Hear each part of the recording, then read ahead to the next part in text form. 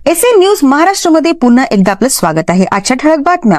हरभजन सिंग आणि चाहत्यामध्ये सोशल मीडियावर वाद।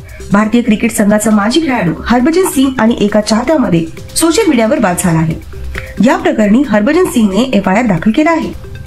नम्रता संभेरावचा पुरस्कार लेक आणि पतीने स्वीकारला।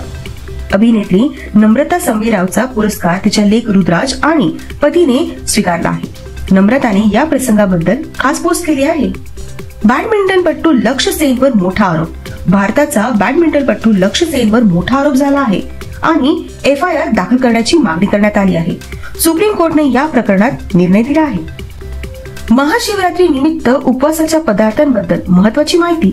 महाशिवरात्री निमित्त भगर, शिंगाडा आणि राजगिरा पिठाचे पदार्थ खाण्यापूर्वी त्याच्या आरोग्यदायी स्थितीबद्दल माहिती जाणून घ्या। छावा मधील भूमिकेसाठी सुब्रत जोशीने ठरले का? छावा सिनेमातील भूमिकेसाठी सुब्रत जोशीने विशेष प्रयत्न केले आहेत। त्याच्या पत्नी सखी गोखलेने याबाबत खास पोस्ट केली आहे।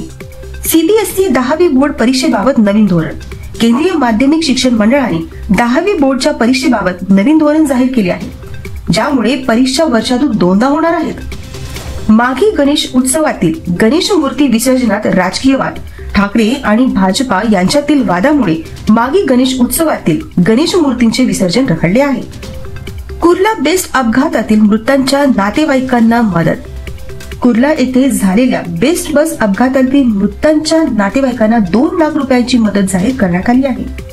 दिल्ली कॅपिटल्सचा गुजरात जायंट्सवर विजय। दिल्ली कॅपिटल्सने गुजरात जायंट्सवर 24 चेंडू राखून शानदार विजय मिळवला आहे आणि WPLच्या गुण तालिकेत पहिल्या क्रमांकावर पोहोचले आहेत।